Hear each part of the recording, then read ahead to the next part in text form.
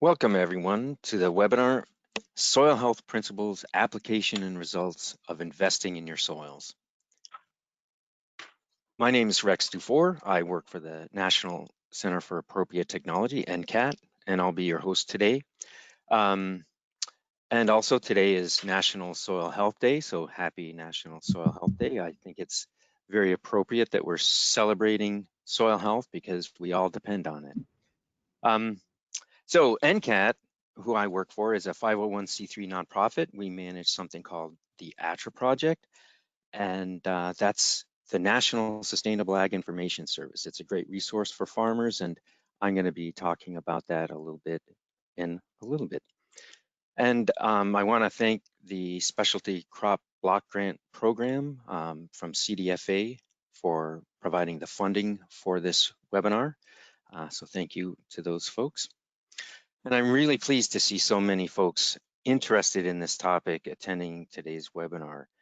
We've got a lot to cover today, and we'll be monitoring any questions submitted on the questions tab in the GoToWebinar window on your screen. So, and we'll get to them at the end of the program just because we have so much to cover. And also, please do fill out a short survey at the end of today's program. It's only 6 questions and we'd really appreciate it. And before I introduce today's speakers, I just want to spend a little time talking about the acre project. It's a good information resource. There's all kinds of information in any kind of format that you imbibe sustainable ag or organic information in publications, podcasts, tutorials, databases of various kinds.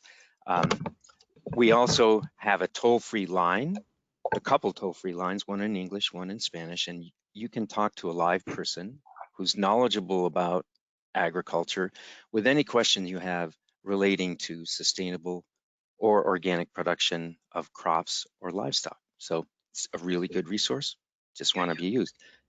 So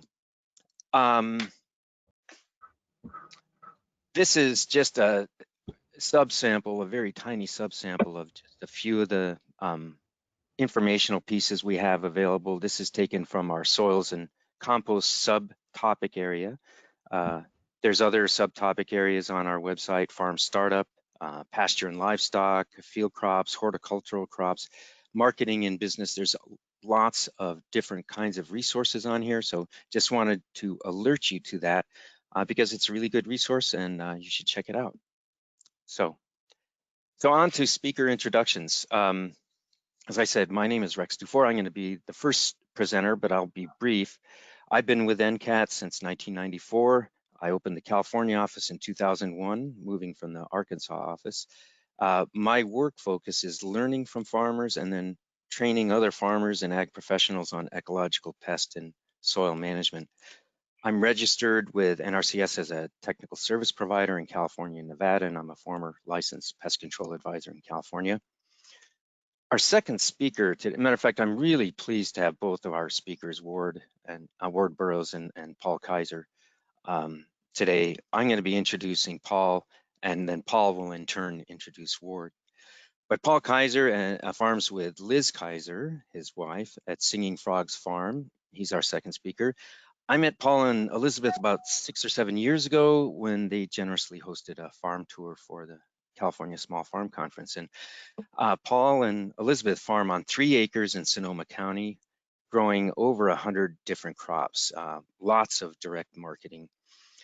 They both have dual master's degrees and both are former Peace Corps volunteers in West Africa, so thank you for your service there. He'll be taking you, after my presentation, on a virtual and information-dense tour of their farm and discussing how they apply the principles of soil health and healthy soil management. They've developed some really interesting numbers related to investing in their soils, very well worth listening to. And I would point out here, I'm not going to be introducing Ward, but I met the Burroughs about 10 years ago when they generously hosted a pasture poultry farm tour that we organized. They farm on a very different scale than Paul and Liz farm on. And so, but they both use the same soil health principles applying to the farm. So anyway, my job here is to provide a little bit of context about soils and how we got to where we're at with respect to soil health and kind of a big picture context. And then at the end of my presentation, I'll mention about some opportunities available to farmers for implementing conservation practices. So reasons for investing in your soils, well, there's a lot of good reasons for investing in your soils, but I think one of the prime ones is first, we're dealing with a resource that's been degraded already. So we need to get our soils up to functioning better than they have been. And it's mostly that degradation is mostly due to lack of organic matter. And that ends up exacerbating compaction issues. And the thing is, we've been able to mask poor soil function by being over reliant on inputs, chemical fertilizers and pesticides. That ends up becoming more and more expensive and less viable, and it's not very sustainable either. And it's not a really good way to manage a complex ecosystem that the soil is.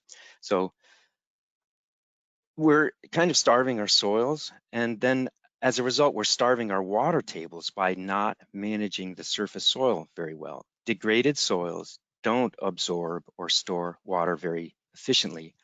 They don't cycle nutrients effectively, and they don't support plant health very well because the soil ecosystem has been pauperized, it's been depopulated.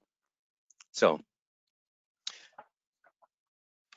now, Paul and Ward will be very much more positive in their presentations, but I just wanted to set a little bit of a context just because I think our soil health is kind of a national emergency. We need to take better care of our soils. This is pretty typical if you drive around California or probably any place in the country that does agriculture. This is pretty typical of what you see during the winter. Bare ground, and it's very rare in nature to see vast expanses of bare ground. Very common in this country, but the thing with bare ground, and there are probably good agronomic reasons at some point during the cropping cycle to do this, but not for months at a time. Bare ground starves the soil microbes, which in turn reduces soil function. And it really boils down to investing in your soils, just as you would invest in new equipment, new buildings or maintaining your buildings, or training your workers. But the investments, to be effective, you have to understand how and why soils function as they do. Paul and Kyle will be talking about the practices they use in that respect. And I would mention soil health is one of the best crop insurance policies around. So we have a lot to learn with respect to soil. We've been doing agriculture, humans have been, for about 10,000 years. The 5 principles that we're going to be discussing here are just taking lessons from what nature's been doing without any fertilizers or pesticides for hundreds of millions of years, and then applying them to our agricultural system. So the 5 basic principles, just regular additions of organic matter to the soil, diverse sources from compost, crop residues, living roots in the soil, that's the second bullet. But the living roots, plants exude about 25–30% of their photosynthase through their roots. And that's not just coincidence. That supports soil microbiology that supports the plant. So you want regular additions of diverse organic matter, living roots, and protecting the soil surface, protect it from wind erosion, protect it from rainfall, and the disaggregating effect that raindrops or irrigation drops have on soil aggregates. And plus, if you protect it with some living roots or a mulch of some kind or crop residue, you decrease the soil temperature extremes too, which also the soil microbial ecology doesn't really appreciate. Keep soil disturbance, either physical or chemical disturbance, to a minimum. Tillage, it's like an earthquake and a tornado going through if you're a worm living in the soil, and or any other organism. And chemical disturbance, fertilizers, they add salts in low organic matter soils, especially because there's so little buffering capacity. Um, those salt fertilizers can really alter the pH, which alters, the ability of the plants to absorb nutrients. And pesticides can, just eliminate whole classes of soil microbes. So you want to use them sparingly and include animals if possible. And I really wish that these 5 principles were really one of the first, Ag Business 101 at our land-grant agricultural business schools. Anyway, the payoff, the return on investment, lots, and it's multiple. Adding organic matter has so many benefits, and Paul and Kyle, or Ward, will be talking extensively about that. But better infiltration, essentially better water cycle management, better nutrient management. The storage capacity of your soils will increase. You'll be feeding the water table as well. Increased nutrient storage in the soil and better nutrient cycling, decreased soil erosion and from wind and rain. It resists compaction because they're better aggregated. And you may just decrease a lot of pest problems as well, particularly nematode problems if you do it right. So, and organic matter matters. We're heading into some pretty iffy situation climate-wise. Paul and I were just talking earlier about just the changes, the short-term changes in what farmers and all of us are experiencing in climate, and our soils just aren't prepared. The soil function is not at a level to support stress, not only drought, and drought stress is, this shows what happened in a drought. The organically managed soils did much better. And I'm not saying organic is the last word in sustainability by any stretch. There are excellent soil stewards that are conventional as well, and many of them as well. But the organically managed soil, in this case, there's just more of a support staff in the soil that allows the plant to access more water that's being stored in the soil, and more nutrients. So anyway, this is important. We need to get our soils in better shape. And so there are some programs available, and I'm just going to talk about each one of these very briefly. CDFA Healthy Soils Incentives Program was way oversubscribed this year. It's a state-funded program. It's in jeopardy for next fiscal year due to COVID, and I haven't seen the budget numbers yet on that, but it was going to be eliminated. So if you believe in this program, you might want to contact your state assembly person or state senator. It cost-shared compost, which was very popular with a lot of farmers. NRCS does not at the present time do that. For the first year, this year, the CDFA Healthy Soils Program supported, through cost share, whole orchard recycling. And if you grow upwards of 30 tons of carbon on a 1 acre of orchard crops, you don't want to export that. You want to put that back in your soil. So it's an online application, which can be problematic at times, and especially if you're an older generation that is somewhat computer challenged.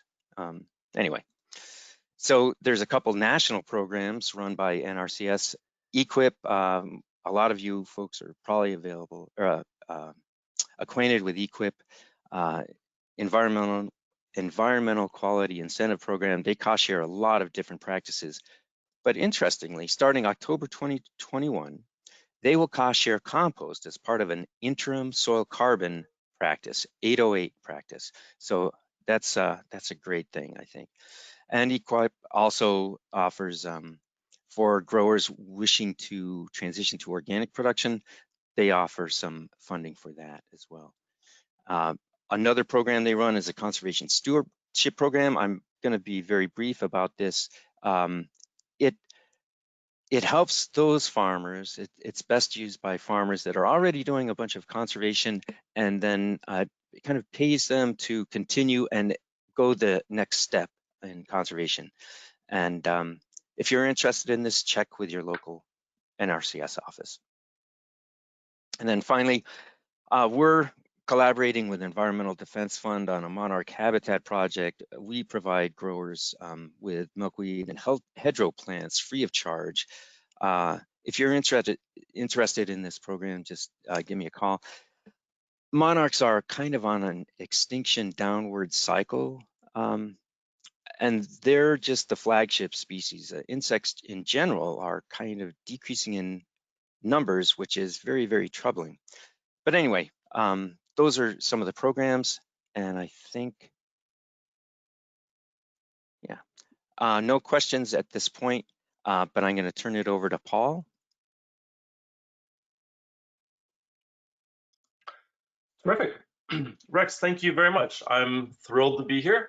This is a wonderful opportunity. I'm quite honored. I want to jump right in and talk about our farm here in Sebastopol, Sonoma County, California. And first of all, my wife and I started this farm about 14 years ago now. We are an 8-acre property. We are very much soil focused. We are fully no-till at this point, though we began by doing organic tillage. We are highly intensive, very much ecologically based, and we do vegetables. We do well over 100 varieties of vegetables, in addition to herbs, flowers, and other related products. I want to share a quick overview of our farm so you can get a visual of what it looks like.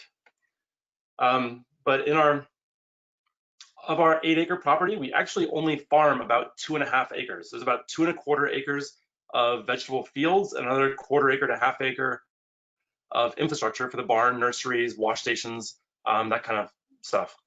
On that 2.5 acres, we have between 6 and 9 full-time employees year-round.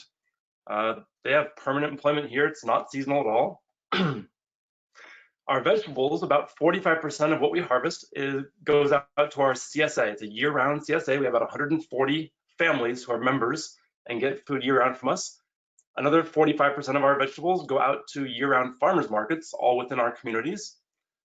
About 9% of our sales goes to a few local dedicated restaurants, and 1% of our sales goes to a local food hub, which supplies restaurants and grocers and others within the Bay Area. So all told, about 99% of what we produce is consumed within 15 miles of the farm, and our 2.5 little acres with 6 to 9 full-time employees generates over $125,000 in revenue per crop acre per year. So very intensive, very efficient.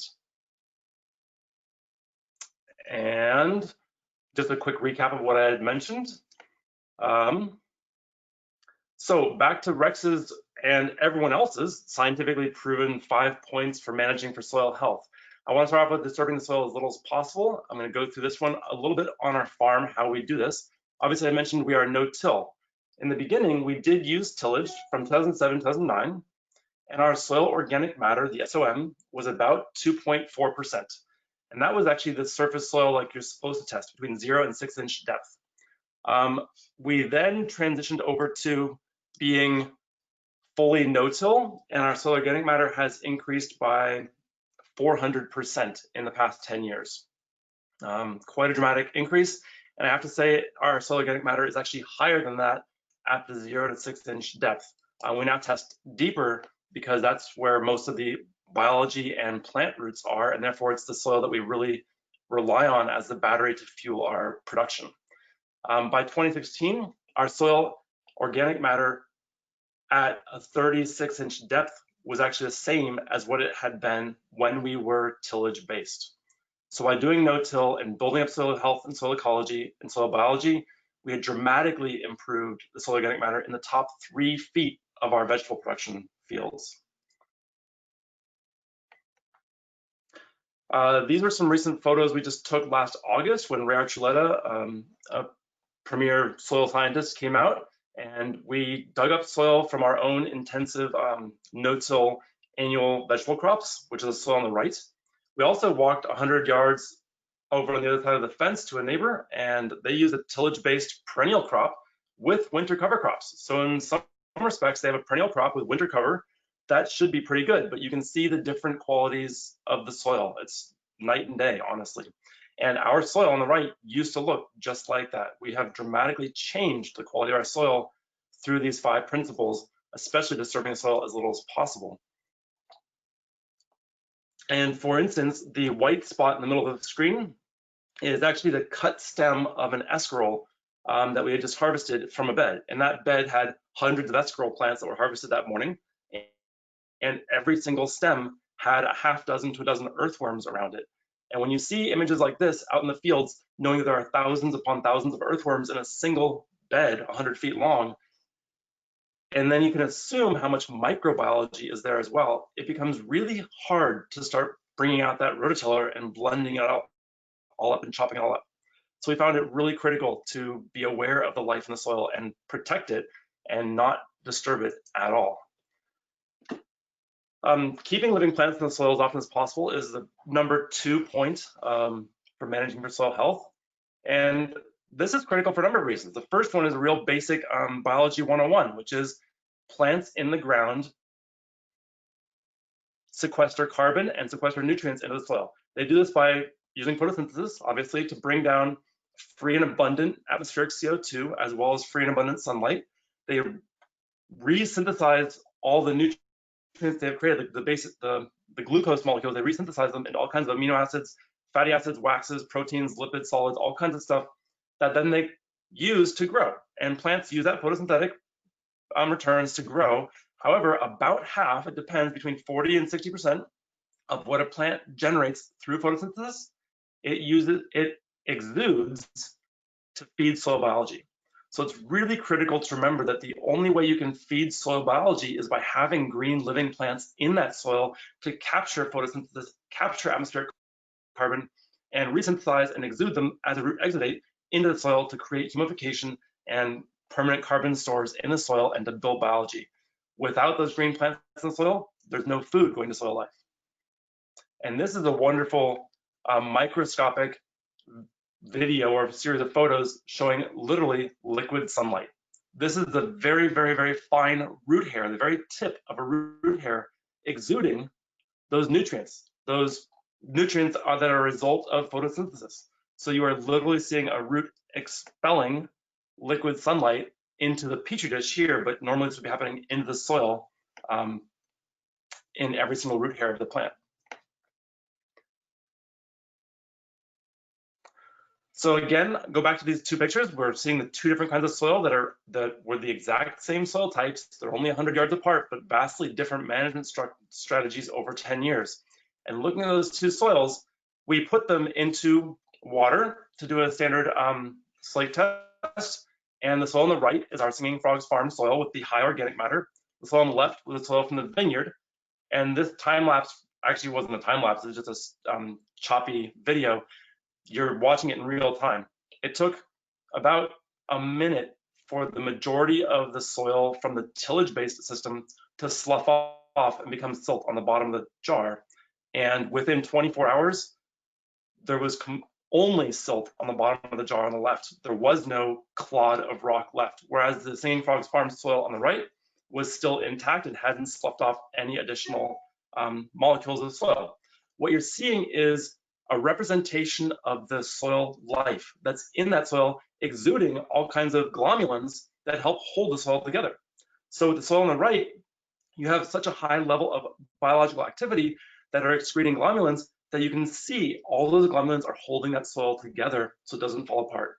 Whereas the soil on the left that was tilled is completely disintegrating into silt because of a lack of biology and a lack of the excretions from that biology in the soil. Next topic I want to talk about is growing as many different species of plants as practical. And one of the things we like to think about always is that with crop diversity is not only climatic resilience, but it's also economic resilience. We invariably every year have at least 2 or 3 or 4 different crop failures, and if not 7 or 10 different crop failures, where things just do not come to fruition for whatever reason. It was poorly timed, we had bad weather conditions, we had a deep hard freeze at the wrong time, all kinds of reasons that things don't work. But if we're growing 100 different crops a year, and if each and every bed on the farm, we have about 300 beds, if each and every bed has between 3 and 10 crops per bed per year, we're literally doing a couple thousand crops per year, and losing 7 or 10 is a drop in the bucket. It hardly has any impact on our bottom line. One way that we want to also increase diversity on the farm and have as many different species of plants as practical is through intercropping various species together. The top picture is mini romaine lettuces transplanted in along with leeks. And then that same picture is just a few weeks later, honestly, or maybe a month later, because it might have been the next crop. But one thing that we'll do with leeks is, since they take quite a few months to grow, we will actually intercrop mini romaine lettuces with them 2 or 3 different crops worth back to back within the leeks. And what do the leeks do? They're providing light, shade, and windbreak to the lettuce, making the lettuce healthier and more robust. Meanwhile, between lettuce crops, we can add down a little bit more compost, another 1/4 inch, 1/2 inch of compost, and plant the next round of mini romaines back in. And so what you end up with is a full 100% crop of leeks, in addition to about a 75 or 80% crop of mini romaines 2 or 3 times during the leek cycle. So you end up with a significantly higher return per square foot of bed space. This intercropping really does maximize solar capture and minimize the soil exposure to sun and wind. You're also, therefore, if you're maximizing solar capture, you're maximizing root exudation, which is food for the biology in the soil. You're increasing biological habitat. There's more moisture retention, weed suppression, and of course, as I mentioned, far more economic revenue. Other examples of this would be our large Romanesco cauliflower plants. They need at least a 2-foot spacing, and we do 2 lines per bed. And when you do 2 lines per bed, 2-foot spacing, you have a lot of blank space in between when the soil is bare and exposed to sun and wind and the elements, which creates the temperature extremes, hot, cold in the soil, and it results in a lot of off-gassing of nutrients and poor habitat for soil biology. Therefore, we want to cover that soil. In this case, we used a panisse, a green oak leaf lettuce. We did a single line down the middle, plus lettuces alternating with the cauliflower. We ended up with a 70% crop of lettuce and 100% crop of cauliflower, so 1.7 is our return on the bed space. And as the cauliflower begins to close canopy, it is giving light shade and light windbreak to the lettuce, making the lettuce far more tender and flavorful and healthier without any sunburn. Meanwhile, that lettuce is suppressing weeds. It's actually keeping sun and wind off the soil to increase soil moisture, not decrease it. And of course, it suppressed weeds, so we have no weeding to do. This is only about 2.5 to 3 weeks after they were all transplanted together. And that lettuce is about 1.5 to 2 weeks away from transplant. And then the canopy will close, the cauliflower canopy will close, and you'll have a full bed of cauliflower for the next 1.5 months until harvest. We do these kinds of interplantings with a lot of crops. Tomatoes are another one that between the transplant and harvest, first harvest of tomatoes, it's often a 2.5 or 3 month window where you simply have to manage weeds and keep those tomatoes watered. And we figured, why bother managing weeds? How about we plant lettuce and let the lettuce suppress the weeds? So invariably, we get 2 different shoulder crops of lettuces or basil or something else for escarole or radicchios on the edge of a tomato bed, which gives us 2 very robust, healthy economic crops that help increase available soil moisture, decrease the weed pressure, and increase photosynthetic capture, increase root exudation to feed soil biology, and just generally makes soil health much stronger and more robust, as well as the economic bottom line far more lucrative and robust. One thing that we'd struggle with was our brassicas and trying to intercrop with brassicas besides just the mini romaine lettuces. And we decided that fava beans were actually quite tremendous. One of the challenges with brassicas is they don't support fungal populations in soil quite as well as other vegetable crops do. So we decided to go in with a nitrogen fixing pea or bean, rather the fava bean, and we use that as an intercrop. We do not let the favas get to their 5-foot or 6-foot height. We keep them only to about 2 feet, and then we can harvest the greens from the top, and we do bunching greens of favas, and this makes another phenomenal economic crop that is very quick and very rapid to grow and highly benefits the soil biology while you have the brassicas there for that many month cycle. But it's more than just crop diversity for building soil. You also want to look at all the spaces around your crops. In this picture, you can see not only the bed ends of our field here, this is just one of 14 fields, but the bed ends are various perennial herbs like oregano in the middle, or there's annual and perennial flowers. We also have the roadway. That roadway there with the tractor drives on to bring compost back and forth and our harvest vehicles go on. That roadway has dozens of species of clover and grasses in it as well to offer pollination or to support pollinators. It has all sorts of pollinator resources in terms of the flowers from the clovers and grasses. So we're thinking about all that as well as hedgerows and fruit trees, etc. Let me get into that a little bit here. Here's a hedgerow that we put in. This one, when the picture was taken, the hedgerow was about 7 years old, and we have fields on the left and right. We have straw mulch to cover the soil on the left. We have a green grass roadway, even though this picture is peak dry season, so there wouldn't have been any rain in about 5 months since this picture was when this picture was taken, and yet that road is slightly grass and green. And you can see all kinds of diversity. We're trying to create these hedgerows to create more diversity on the farm, but hedgerows have many other benefits we'll get to shortly. So number 4 is keep the soil covered all the time.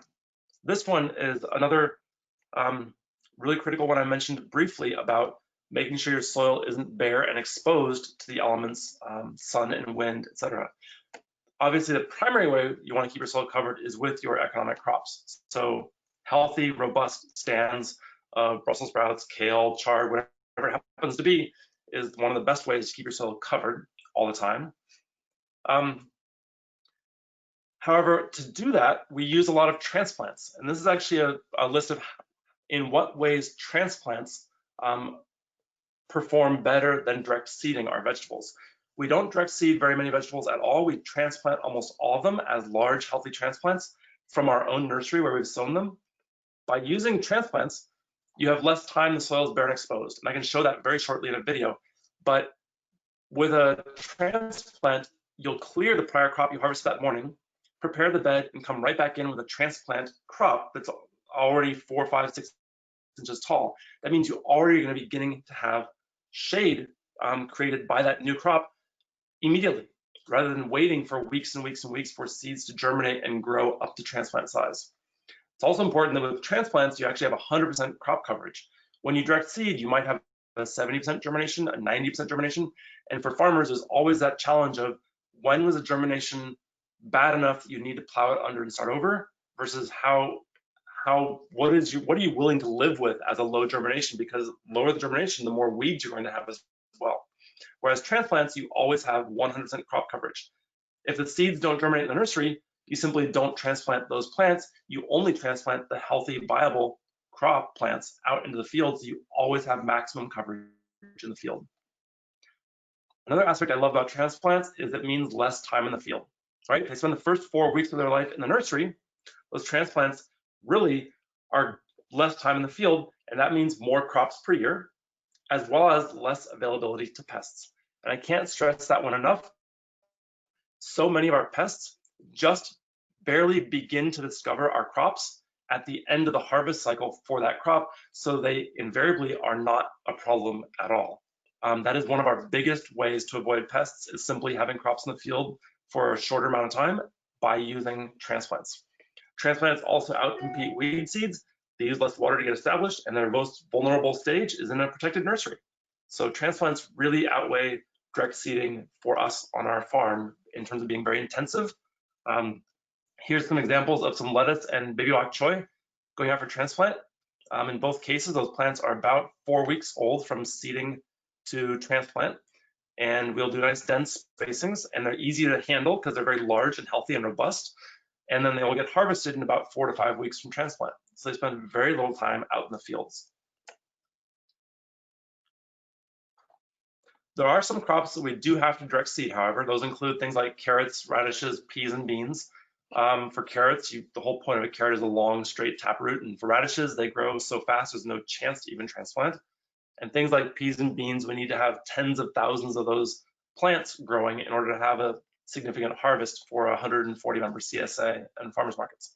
Therefore, when we're doing direct seeding, we still want the principle of covering the soil, keeping it covered, keeping that wind and sun off the soil so you don't have the volatilization of nutrients and you don't have the temperature extremes, and you have a much more stable, healthy environment for the soil biology. Some of the ways we do that is after direct seeding a bed, we use an agricultural burlap to cover the soil. We noticed that before we use the burlap, we had to keep those beds hand watered quite frequently to ensure even moisture so that germination would happen, especially in hot summer days of direct seeding, like in June, July, and August. With the burlap going down, we actually water these beds far less, and therefore they take far less management. And we find that we actually have a much higher germination rate using the burlap, because the burlap helps to maintain a more stable temperature day and night. It helps keep a little bit of the extra sun off in the daytime, and it helps to keep the warmth in at night like a blanket. So the temperature in the soil becomes much more stabilized, which the seeds prefer that, as well as the biology prefers that. And then by having that cover, you have a lot less moisture loss to evapotranspiration and transpiration. Therefore, you have fewer times you need to water it, less water used, and overall a much healthier germination rate. It's also a faster germination speed, I should say. We've almost doubled the germination speed on many of the crops that we use. Other ways that we keep soil covered all the time is with mulches. And there are all kinds of living mulches, dead mulches, and plastic mulches, human-made mulches. In this case, we do like to use biological mulches when we can. Obviously, the best is a healthy stand of living economic crops. But sometimes you have things like broccolis that don't really enjoy 100-degree summer temperatures. They prefer to have cold and wet feet. So we straw mulch things, especially in summer. We straw mulch a lot of our eggplants, tomatoes, so that we can dry farm them, or peppers, or broccolis and cauliflowers. But this is yet another way to help protect our soil, keeping it covered and keeping a more stable temperature. Another way we do it is with a black landscape fabric. You can see in the back corner, one of my crew members is pulling this fabric off the bed. And this was a bed that had been harvested around Thanksgiving. And at that latest stage, we had so little sunlight that we could not transplant or even direct seed other crops in the middle of December. So these beds were covered with a black fabric, and everything underneath, all the weeds and all the crop residue, decomposed into the soil. And then by late January, we have this photograph where Sam is pulling the cover off the beds, and it looks like chocolate cake under there. The soil has been kept warm and moist and healthy. That landscape fabric is breathable, so there's been an air exchange and moisture exchange. And this has led to really good biological health in the soil, plus the black colorization of it actually warmed the soil. So the result was we had weed-free beds that were already beginning to decompose the prior crop. There was no soil disturbance, we had no volatilization of the nutrients, and we had really high biology and high soil health. So that's one of the least desirous ways to cover is using a man-made fabric, but it is still better than leaving the soil bare and exposed. This is a quick little overhead video of sort of all of these keeping the soil covered principles in work together. We have black landscape fabrics, we have straw mulch, we have healthy crops. What you don't have in this picture is bare soil anywhere. We have a diversity of crops going on in some of our smaller fields here. You have a green, healthy, grassy roadway and pathways. There's straw mulch around the perimeter of a few of the fields. We have all the landscape fabrics and straw mulches. So again, this is an example of using all those different facets of keeping soil covered in one image to really take care of your soil, to not leave it exposed, not leave it bare, and not leave it dying without green living plants in it. Hedgerows are another way that we keep the soil covered. When we don't have spaces to put in vegetable plants, sometimes you have weird little triangles that don't really fit for a vegetable field, or you have just spaces between fields. You want to create a break. And so hedgerows can really dramatically help cover the soil and also change your climate in the area. It's amazing. There's been plenty of research, and we've had plenty of examples on the farm where on a really hot summer day, it is cooler near the hedgerows. On a really frigid, cold winter's morning, it is warmer near the hedgerows. The hedgerow plants, being 5 to 7 foot tall bushes primarily, those hedgerow plants, or 5 to 15 foot tall bushes, the hedgerows are respiring. They're breathing constantly. They actually make the air around them a little bit more moist. That slightly more moist air for us in the dry California climate helps to hold temperature better. So we don't go really hot, really cold, really hot, really cold, but rather stay much more moderated near those hedgerows. In addition, the hedgerows also reduce the amount of wind going across the landscape. And the wind not only desiccates and pulls out moisture from the crops and stresses the crops, it also pulls out moisture and stresses the soil biology in the soil.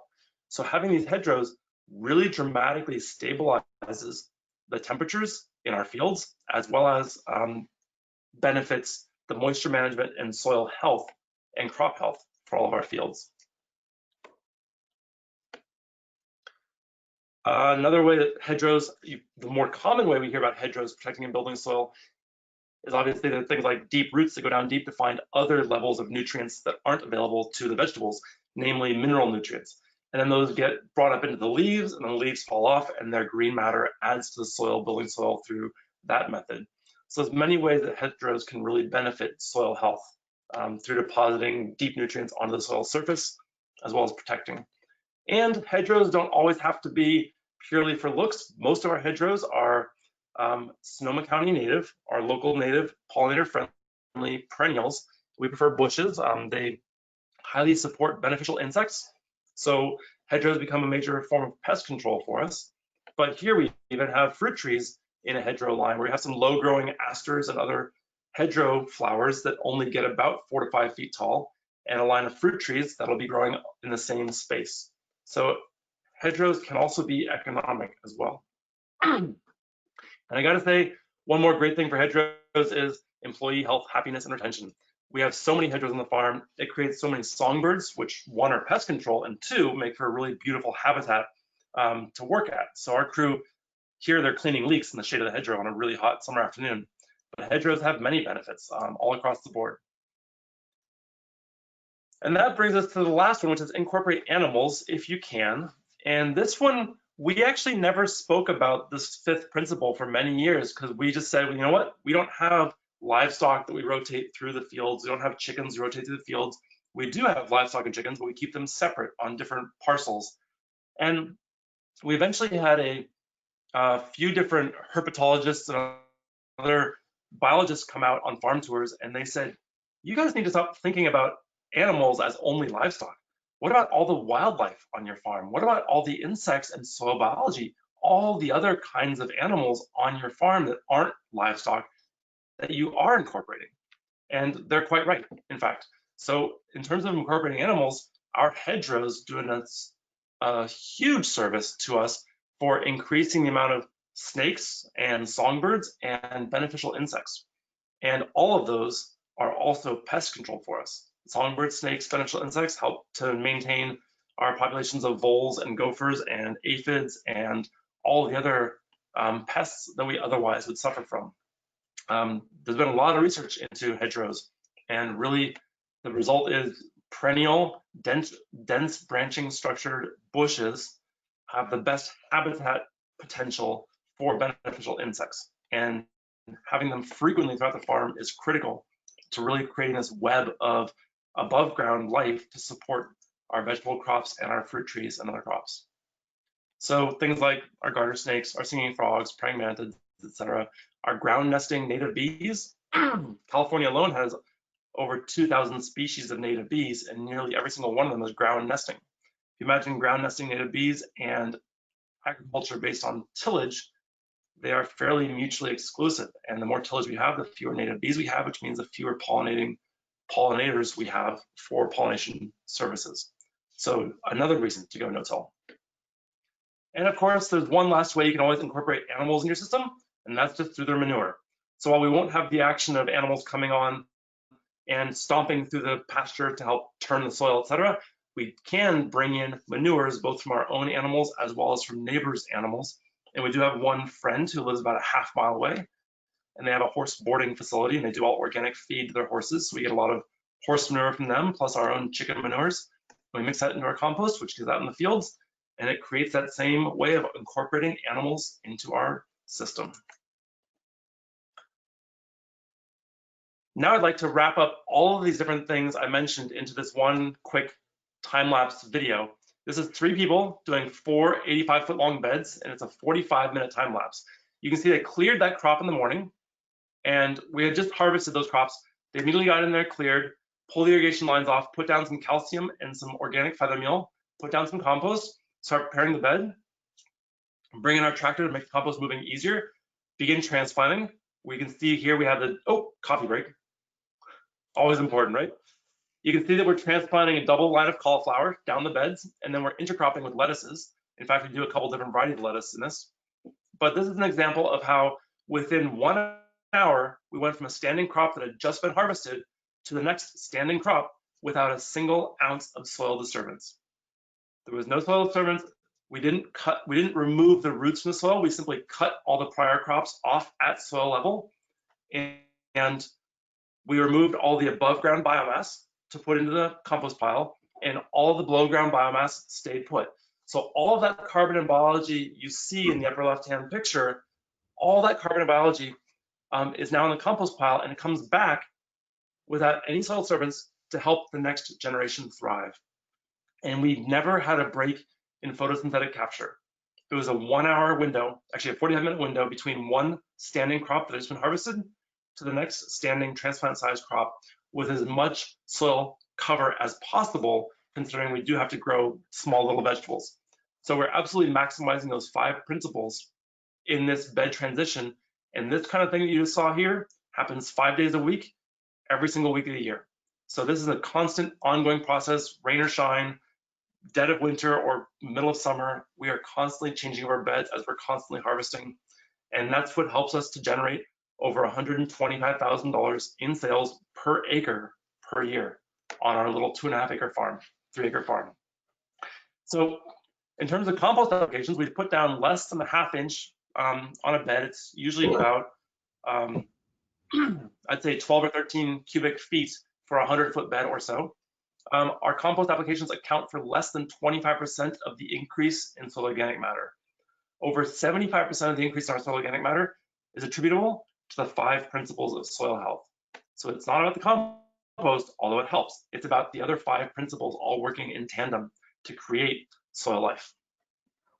And in fact, doing things like testing our soil in our vegetable beds and testing in our grassy roadways, the soil in the vegetable beds, which is no-till and has annual vegetables that we're extracting, has 3 times more carbon and organic matter and 2 times more soil biology than the soil in our undisturbed roadways with perennial ground covers that are just a few feet away. So we have literally done tests just 20 feet apart in the beds and in the roadway, and that roadway is perennial ground cover. It's undisturbed, it's unirrigated, but nothing's harvested from it. And yet we have far more soil health, soil carbon, and soil life in our vegetable beds where we're extracting a revenue from. What we've learned is that using our method of farming, the more we farm, the better our soil gets. And that has been a tremendous success. So just to reiterate, the tenets of our Singing Frogs farming model is really soil focused. We are absolutely no-till, we are very intensive, and we are ecologically an ecological foundation. And that would be the overview picture of most of our fields, not quite all of them. Thank you all very much. Next, I'd like to introduce our good friends in regenerative farming, Rosie and Ward Burroughs. We've known them for many years and love hearing about their multi-decade commitment to organic and regenerative dairy and orchard practices. They've truly been leaders and have had a commitment to sharing their innovative practices for decades. And while we've had success on a few acres of regenerative vegetable production, using that same soil health principles, Ward and Rosie Burroughs have had tremendous successes on hundreds of acres and across a number of different agricultural operations. So now I'll turn the webinar over to Ward Burroughs. Thank you very much. Thank you, Paul. What do we got to do to get situated? So, yeah, you guys are extraordinary as far as I'm concerned. What you're doing, and you're of course, you're a great presenter as well. We're going to bring our slides up in just a second. Sure. So,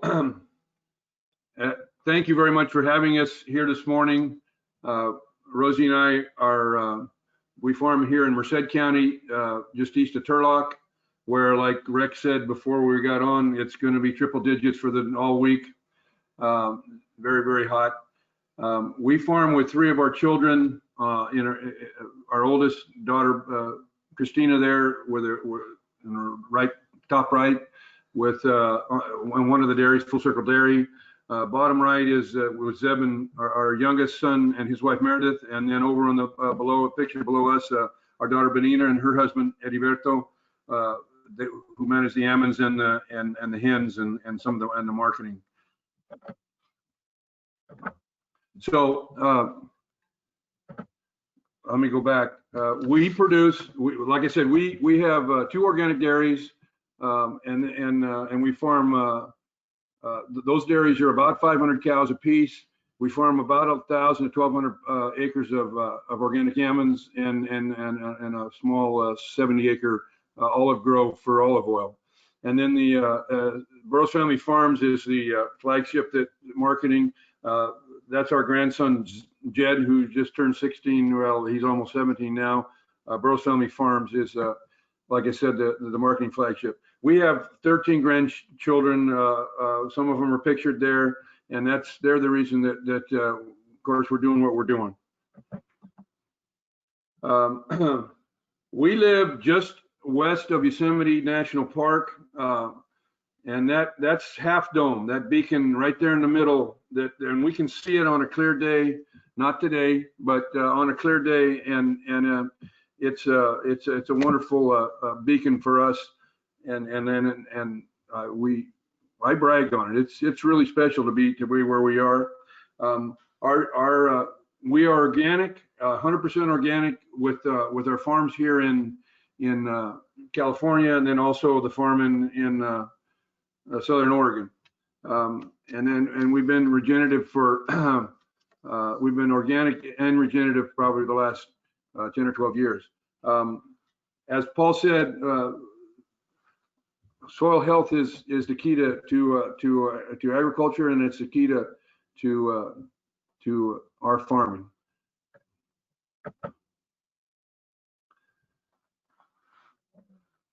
Organic farming systems, most of them are good for the earth, and except for the ones that till too much. But we're trying to push people away from that, and that's what has to happen. Most of us, I think, on this call probably all realize what this slide is saying, but we are convinced that we sequester more carbon by being organic and regenerative.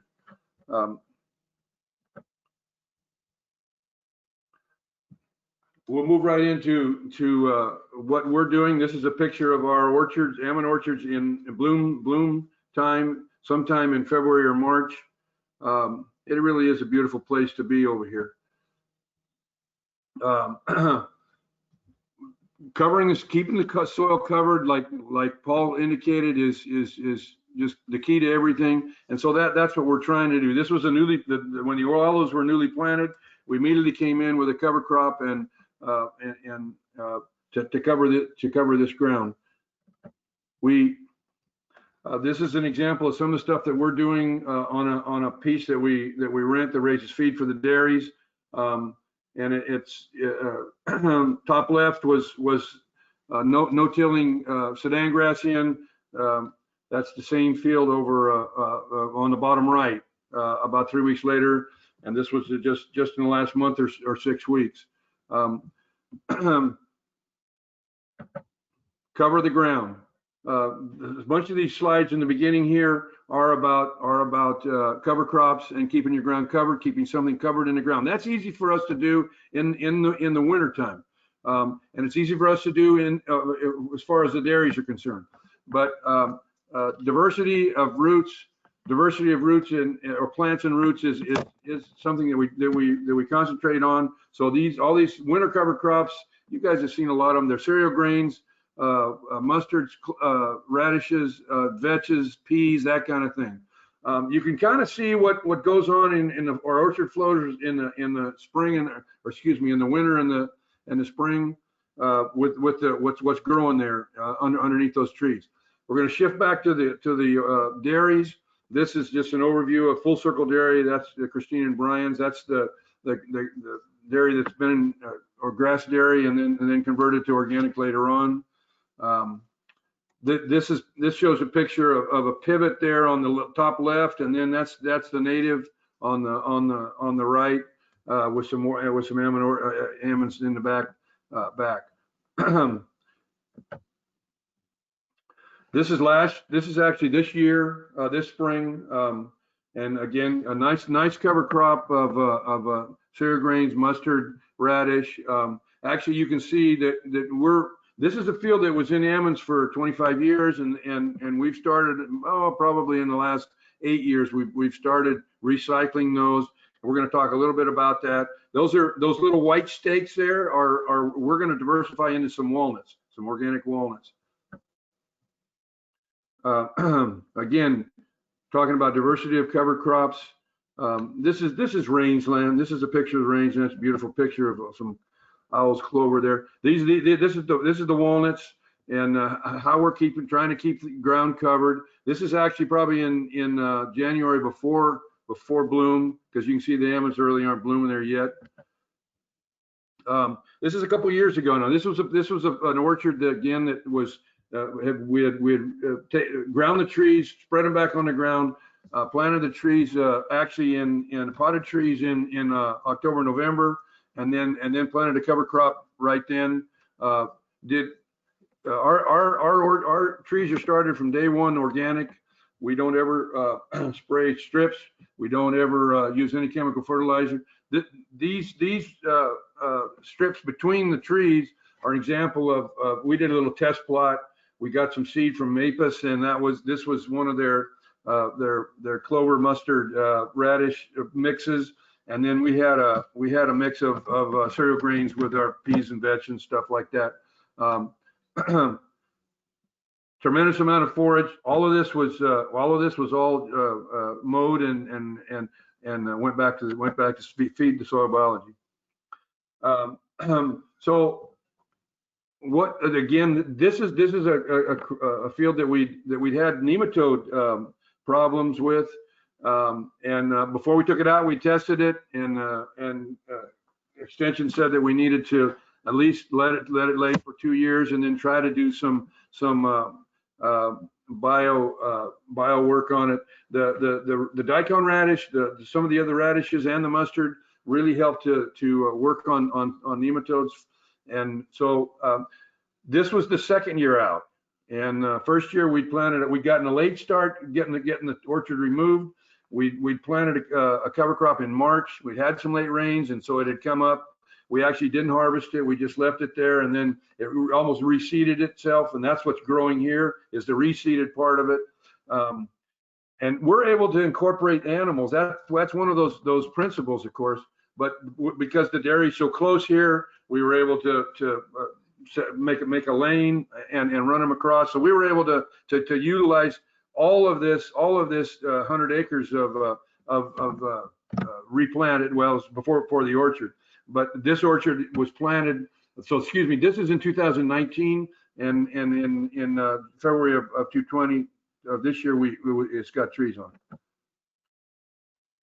Organic matter is a huge part of any farm, and we utilize our own compost. We utilize compost teas, and then we also use a product called DPL, dried poultry litter, that we source from one of the local poultry operations. This is our black gold, and we've been making compost now for a number of years. This is Dr. David Johnson's, or an attempt by us to make Dr. David Johnson's beam compost. And you know, we had to we made a few mistakes with it, but it's been a great product. We used this compost actually to make compost tea, and we went ahead and got a brewer like this. Contact us if you want more information about it. This is a 500-gallon brewer. Takes about 24 hours to make it. So every morning at 6 o'clock during the growing season, right now, we're actually we pump this out, and we take it out to one of the pumps that the irrigators are set up to work on. It's all injected right then, and they start another brew right at 7 a.m. It's all fertigated in the orchards. Okay, Rex talked a little bit about whole almond orchard recycling, and we're absolutely convinced that this is the right way to handle this. It costs quite a bit more. It costs $1,000 an acre at least to take out orchards, get them ground, and get them back in the soil. You can cut that at least in half if you can sell the stuff. So there is a monetary part of this, but we rotate. We're gonna spread all of this back on and put all of this organic matter back on our ground. Now this is just an interesting slide. This is how it happens. They come in and push the trees, and then they have all this iron coming out to put it in a pile so they can get to it. Most of us know what the benefits of compost are. This is one of my grandson's bin. And like we talked about, we're lucky that we can incorporate animals on our farm easier than some others. I think I look at it in terms of stacking enterprises. The chicken operation is coming in and behind the dairy cows. The chickens, the heifers, the sheep are doing some of the same kind of things. This is that same field where a year ago we were able to graze. And I absolutely amazed at how much of I knew the cattle would eat the cereal grains and the veg and the peas. I was amazed at how much of the mustard and the radish they worked on, and it's all about recycling nutrients and work on soil biology. So we have grazed our younger heifers on some of the orchards before. It's all about electric fence, and then but in almonds you need to keep all the manures off the floors, at least if you're harvesting off the floors, 120 days before harvest. So harvest is going to be somewhere around August 1st, August 15th. That means the 1st of April or first week of April, you got to be off of it. So that's a challenge for some. Your window of opportunities a lot of times is very short. January 1st there is very little growth, and then all of a sudden you have 30 days to really get this off. But the younger animals will work on it. This is a picture of some sheep in the solar panels. And this is a flock of sheep of Katahdins that came in and helped us 1 year in the orchard floor. Probably the biggest thing we've used are the chickens. Using that in the wintertime. You can see this is a fog regime. So this is my son-in-law Alberto and my grandson Ward. And notice the guard dog pup over here learning how to take care of chickens. That's a whole different story, but it's a really wonderful one. We have actually, this is a cotton trail that this is what we use for our mobile hen houses. We have others that are smaller, that are much smaller than this, would fit right through these rows. We use management intensive grazing on all the cattle. These are young heifers. You can notice the string in the back, the hot wire in the back. Yeah, there isn't a more beautiful bunch of heifers anywhere right there, guys. So let's get down to orchard floor management in the almonds, what we're doing. I mean, and this picture's in here because this tells you what we have to deal with.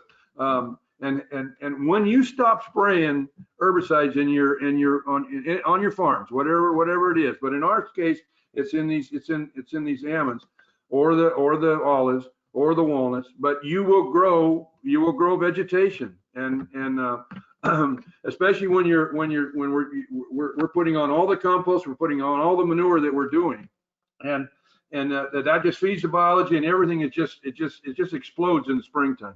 You can see this is at the start of bloom. We were looking at some worm populations in this area. This is Dr. Jonathan Lundgren on the right there, and some of you know him or have heard of him, gone to his webinars. He spoke at EcoFarm last year. And we'll try to talk about the one the project that he and Tommy Fencer worked on here, comparing regenerative orchards to conventional orchards. And the biggest, two or three of the biggest takeaways out of that were that well, for us, it was the first time we'd had any definitive data that showed that what we've been doing for 15, 20 years was really you could put some numbers to. But the infiltration rates on the regenerative blocks, and he took one of ours, and he did this 4 different places. He had 8 different farms, 4 regenerative and 4 conventional, and so it was apples to apples is what it was. But the infiltration rates were 6 times faster on the regenerative farms and versus conventional. That's just absolutely huge. And of course, one of the ways we see that is that last year, a year ago, we started irrigating a month after our neighbors, our conventional neighbors did, because our ground takes so much more water than our neighbors. The other couple benefits that really popped up were the amount of non-vertebrate animals in the top inch of soil on our orchard floors. It was absolutely incredible. And you can go to Rex. I don't know. Maybe you even have that the links to that. I don't have them here, but for people that want to, they can get this data and look at it. The third thing was the amount of pest damage that are in the orchard, that were in the almonds, and our pest damage was the same as conventional orchards that had sprayed 2 or 3 times the year that he did it. Okay. And of course, that's just amazing, because what that means is that the balance that we have in our orchards, by managing the way we're doing, that with all the predators and the beneficials are taking care of the insects that we're dealing with there, and so that the insect damage to our nuts was very acceptable. It was very, very acceptable. Okay, moving on. Let's get back to orchard flow. Well, we're gonna talk a little bit about our irrigation systems and drip and how we've handled that. My daughter Benina figured out that if we were gonna be successful here, we had to get the drip lines out of the way so we can mow in our strips. And so we've raised all of our we're all double drip. Originally, I planted orchard start in 1988, and we're all micros. And micros are a great way to irrigate in our situation, where we're dealing with all pump water, and it's very expensive water. We need to be as efficient as we can. Drip is a little more efficient than micros, and if you go double drip, the wetted areas of double drip versus micros are basically the same. It's a push. So we've had very high success with raising these up, and even in the younger trees. Now the whole industry's gone to staking the trees, the little trees, when you plant. And one of and so this year or the last couple of years, we've used a little higher stake. We use those stakes to hold a single line drip on the first couple of years, and then we add the second one. And by that time, the tree's big enough to support these lines. This was the picture of one of the previous one, where you had the 2 different kinds of cover crops in the same orchard. And we used this weed cloth 2 years for 2 plantings. And and this one here was very, very successful. This was the very first year we planted it, and it's very expensive. For some reason, this planting, it worked very, very well. And we probably should have left it in a 3rd or a 4th year. The very first time we used it, the voles came in. We didn't have enough predators for the voles, is what it amounts to. That's what I heard from that Paul just said, and I'm sure he's right. But anyway, this is the weed cloth is very effective at keeping down weeds. But in this other case, we built it, and the voles came, and we had to replant 1,000 trees. And we took this out after the first excuse me, after the second year. This is that same planting where the weed cloth is there, and we're just trying to keep this ground covered. There's Jonathan Lundgren there. Tom Fenster is the guy on the left. He's actually one that did the project out here. It was through Cal State East Bay. He was doing a master's program. This is a picture of the big cover crop where the cows were in. It's absolutely amazing the kind of forage, of course, you can grow. We're getting down to orchard floors. We mow our strips, and we have side mowers for the side mowers for the strips, and we mow the middles. And we're going to mow about 3 to 4 times a year. Okay. We're getting better and better at managing our floors and our strips. This is a picture about a year ago, but this is what it looked like here in February. And these are on coming second year trees with the cover crop that was planted last fall. You can see the strips, what they are. Now, that same field, I don't know if I have another picture of it. It actually, these late rains this year really exploded things. This is a picture of the side mower, and we have these mounted on both. Well, no, the side mowers are mounted on the front of the tractors, so the guys can see them better. And these, I think we're just using 10-foot Verismo mowers for the strips. This is a picture of what it looks like during bloom, and I don't know if you remember that the picture back a ways where we're sitting there looking, taking some worm counts, and you remember what that looked like. This is what it looked like, you know, after we've mown sometime in the 1st of February. And so we'll do a February mow, we'll do one kind of around where we're dealing with frost, and we got to try to keep them down. But I'm going to tell you that our trees can take a degree or two lower because of the soil biology and the health of the trees. This is that same picture I just showed you that was on the right side of 2 or 3 before, where the 2-year-old trees. This is what we have, and the way this has happened this spring. We actually harvested every other row on these and made cow feed out of it, and the rest of it all went back in and feed the biology. So like the Kaisers in Sonoma County, you know, beneficials, managing beneficials are a big deal. With hedgerows and keeping our ground covered. We try to have something in bloom every day of the year. That's the way Rosie's designed these. And this is butterfly bush. This is the top one there is it was how we planted them, and you know it takes a little bit to get these going, but we didn't get any the government support. Maybe and everybody really needs to do their best about planting these. Some of the plants that we've used, that's a desert willow. There's some lupins. We've just used lots and lots of plants, tried to get lots of trees on the borders. This is a sunflower, bee balm, all that kind of stuff. Ceanothus, yeah, beautiful ceanothus. This is our friend. This is a milkweed that's down in our creek, riparian to the creek, and we are a monarch way station here. So one of the things that we did about 15 years ago, started doing it, was we invested in solar on all of our pump sites. Today, you know, you can put them all together, and when we started, you couldn't do that. But it accounts for about 85% of our power needs for our pumps. We're just hooked to the grid. When you farm the way we're farming, the animals just love your farms. This is we don't have a lot of bald eagles that come down here, but we were lucky enough to be in the right place, and we caught that one.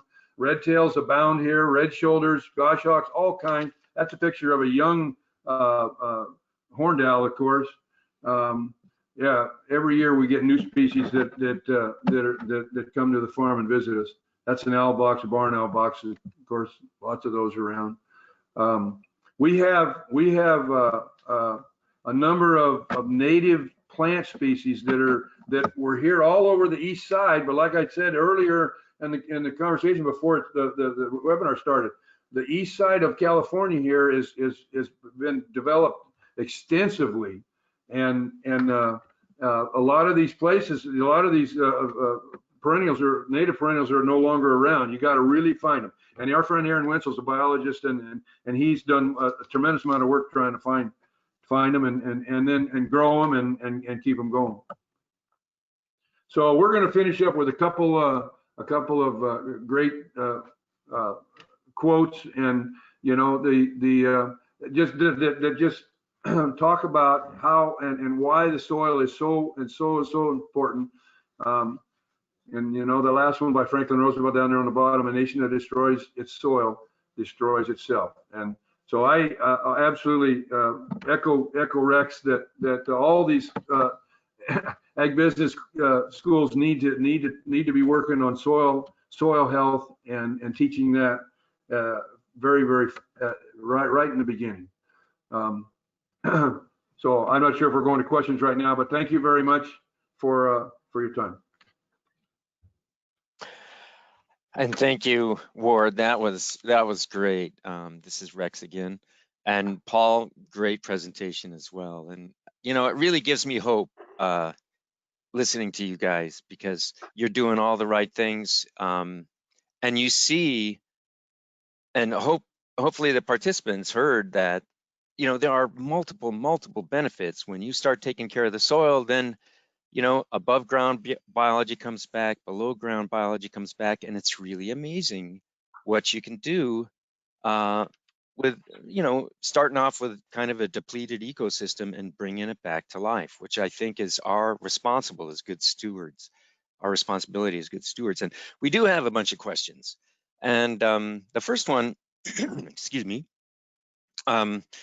incorporation of organic matter. And you guys kind of touched on this, and Paul really touched on it more than that. But do you still till? And there's a follow-on question to this. Seems like you're trying to avoid that tillage. How do you incorporate organic matter? Paul? Sure.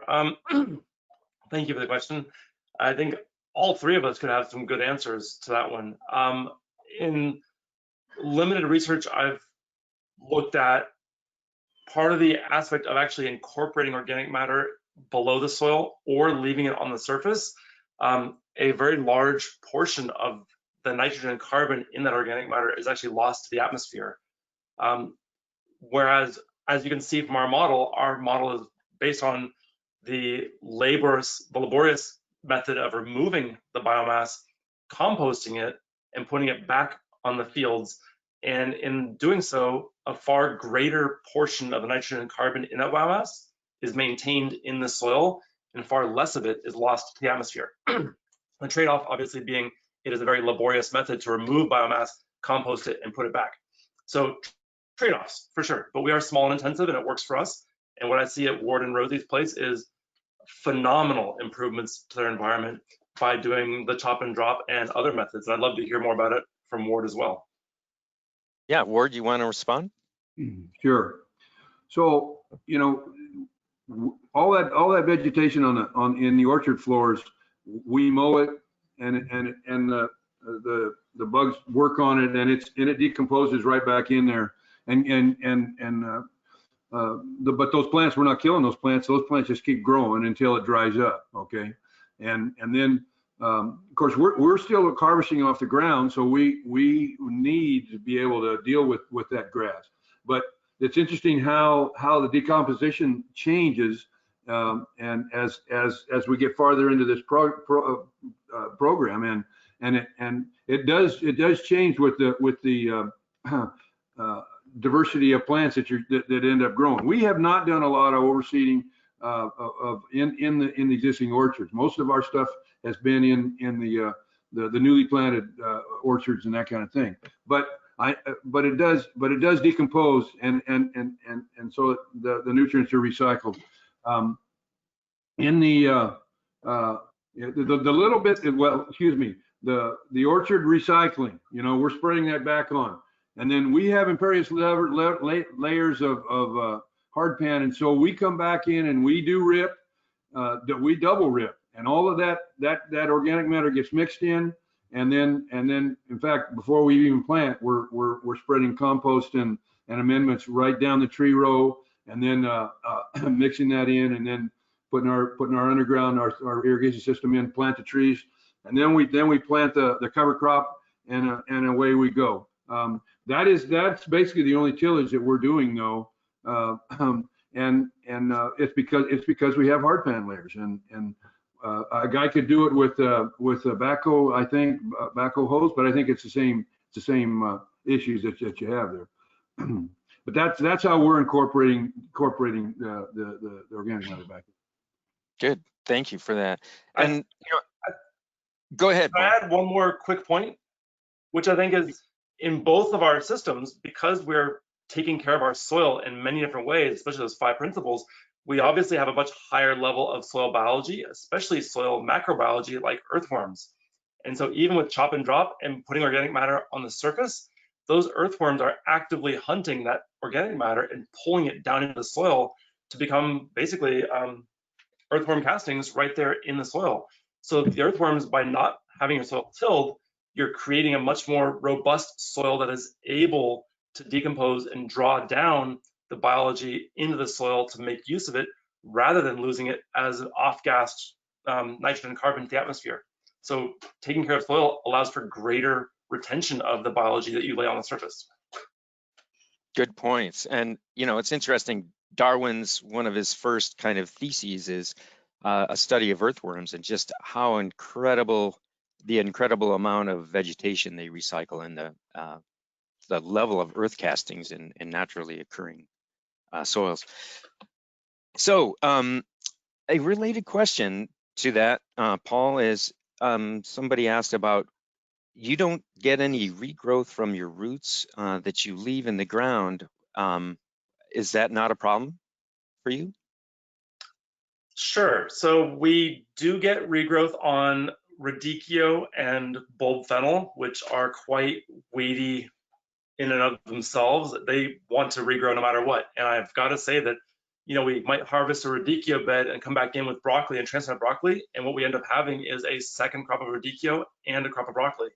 So honestly, there's really no regrowth, except for when we have the occasional volunteer come out, and when they remove the plants, we often do have regrowth. So there's a technique to it.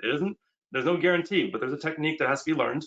And we use our same serrated harvest knives with a blunt tip, and we just jab into the soil surface. So you have a rough, jaggedy, diagonal cut at or below soil surface. And that prevents the regrowth, especially by having very high biology. The biology will immediately begin attacking the plant matter and trying to decompose it so that it can't regrow. So that has not been an issue for us at all. Good. And being creative helps too.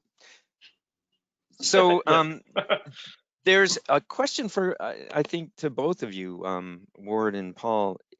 There's a question about, how do you ensure that your compost meets food safety standards? The NOP requires, and Ward, you touched on this, requires 120 days between application of manure or manure-based compost and harvest for some vegetables. With a tree crop, I think that, well, actually for almonds, that would be 120 days as well. So Ward, how do you ensure food safety? Sure. Well, the composting regime that we've tried to follow is you saw we make rows of the product that we're getting. We get a product from one of the dryers. The onion and garlic skins come, and parsley, and it's a plant that's local here that needs a place to put that. And so we welcome their dumping it here on our site.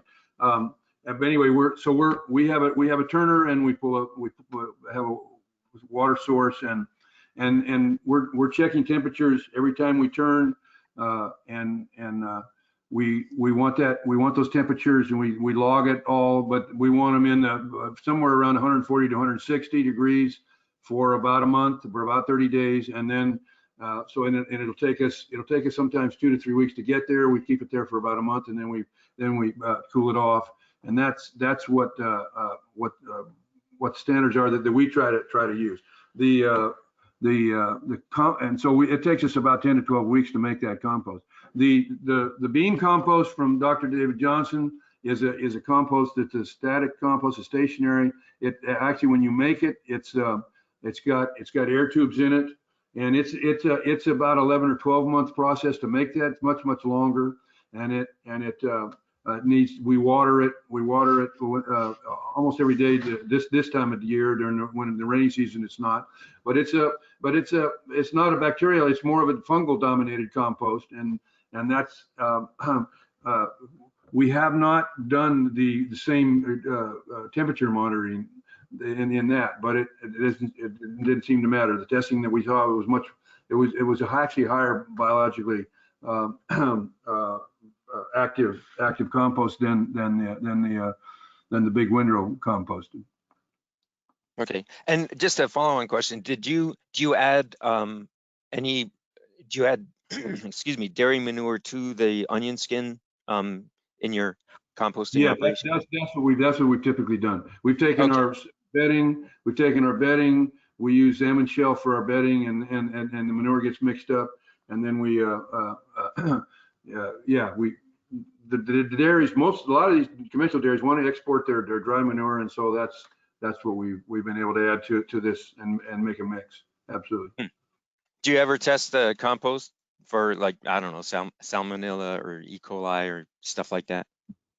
We never have. We've never had a problem. When you get it hot like that, and the pathogens are taken care of. And yeah. Yeah. Okay, Paul, do you have? I'm sure you must have a response to that. Sure.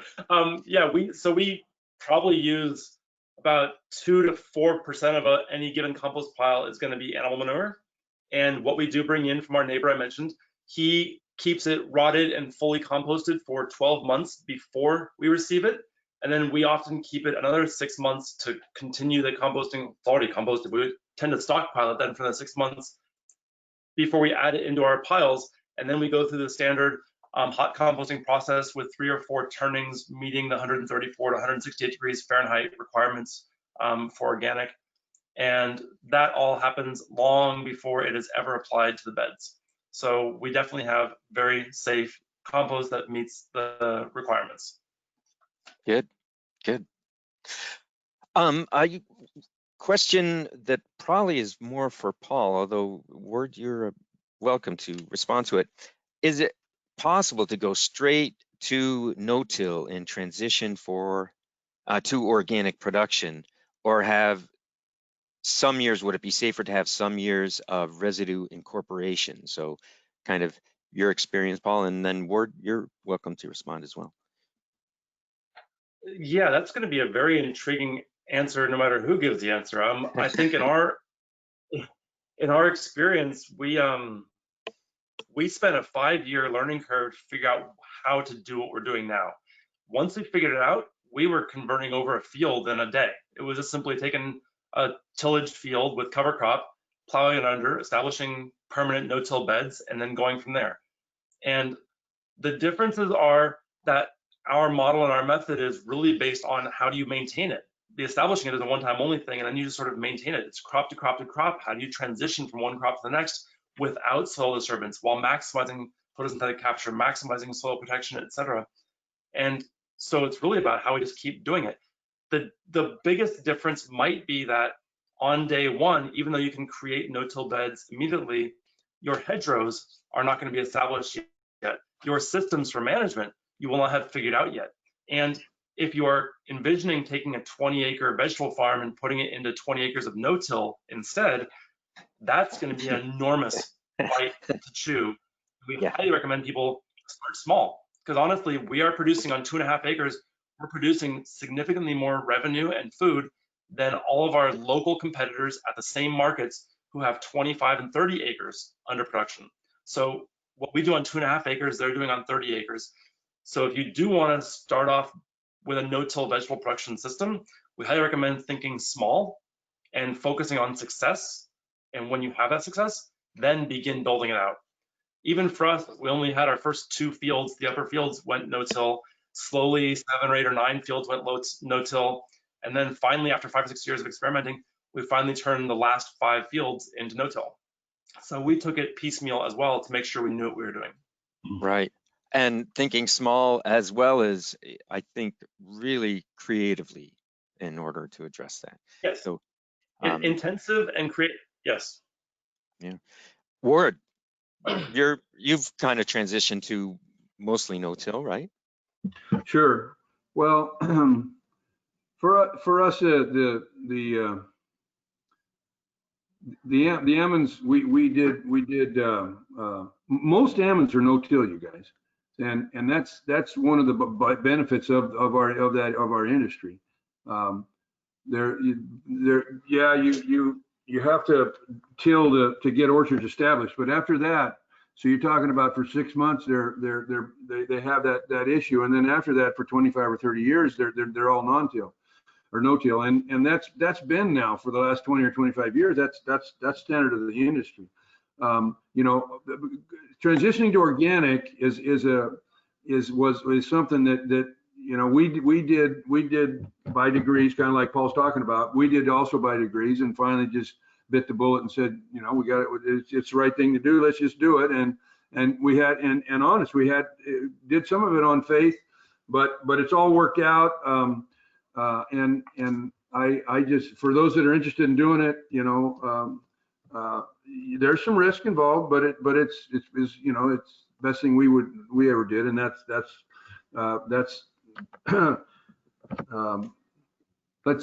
what I'm saying is that you got to have you got to have a way to figure it out, but it will happen for you, and all of these benefits, no-till is part of it. But like I said, almond no-till is already, most everybody's already doing it anyway. So that's really not that big a change. Planting cover crops in almonds and walnuts, I think is fairly, you know, it was started 20 years ago and lost favor. Guys went away from it.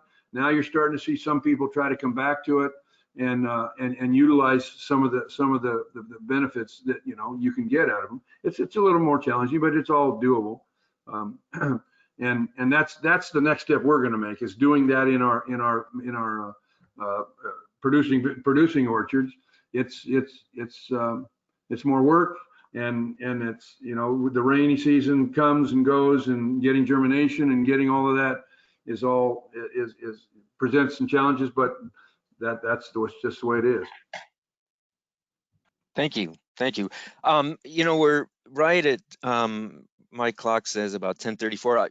I think just one more question. I think it's an interesting question, and then I think we've kind of gone our time. So we have a comment from, you know, one of the principles that we've been talking about is keeping the ground covered, and this person asks, this can be done with living plants, so it's not necessarily about adding organic matter. I think that's Paul, do you want to talk to that and Ward?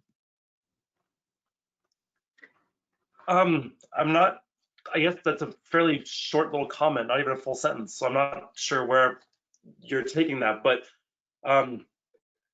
above ground biology and below ground biology. So yes, we add a lot of crop diversity and hedgerow diversity and ground cover diversity. And I've got to say that adding in some compost really adds in diversity. Certainly there's plenty of diversity that's natively in the soil, though it may be very well beat up or poor in population or even gone. And compost can really bring in a lot more diversity to what's going on. And honestly, you don't need compost forever. It really depends on your operation and your objectives. I know there have been studies done by the Marine Carbon Project where they only did a single application of compost, and it has a continuous ongoing effect 13 or 14 years later. And that was one single small application 14 years ago. So I think adding compost and biology and biological matter to soil really helps to build it up. It creates the sponge that allows for water infiltration, absorption, and holding capacity. It also feeds the biology. It helps increase just the overall soil life and soil health. I understand that it's always a challenge to find or source biological matter to add to soils sometimes, depending on where you are. But I even began when I was in Peace Corps on the edge of the Sahara Desert, and that was the first thing I did, was figure out how to generate above ground biomass that could be turned into healthy soil to feed biology, and it worked beautifully. So I think it's an absolutely critical component. There are many ways to do it, and it really depends on your production model and your desired outcomes in your context as to how much and how frequently you have to do it.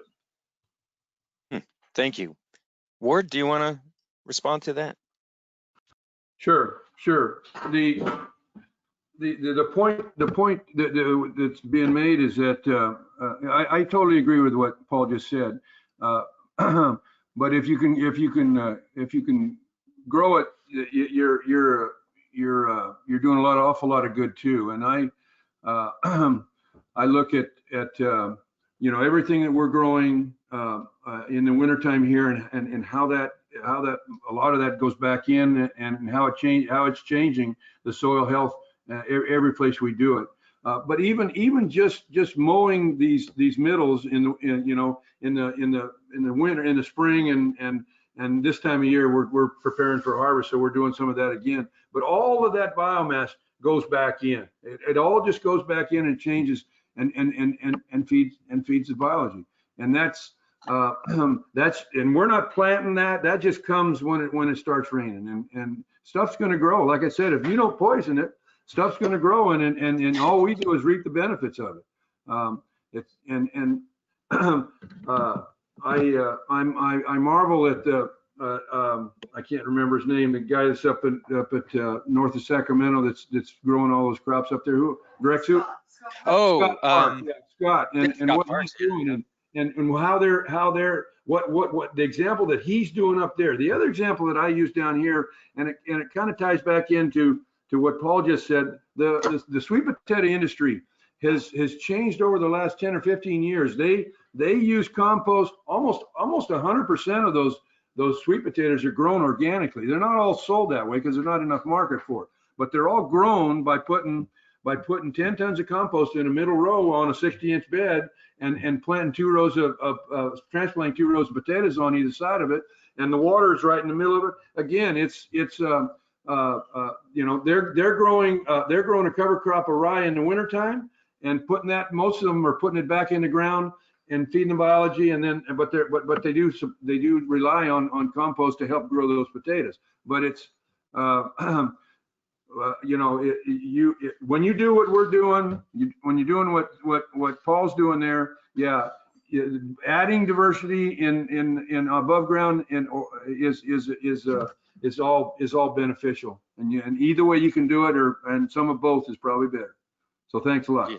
Yeah, that was a great answer. And I'd point out, just to kind of wrap it up, planting, different plants exude different carbohydrates. There's, it's like the plant flavors, they're all different. Different carbohydrates support different microbial populations. I've seen studies that even different cultivars of tomatoes support different microbial populations. So there's a lot we don't know, but we do know these 5 principles. They work very well empirically. And so I want to thank Paul, you and your wife, Elizabeth, and Ward Burroughs and Rosie Burroughs, who's been instrumental in this too, kind of working in the background. Thank you very much, both, for doing this. I think I've enjoyed it, and it really gives me hope.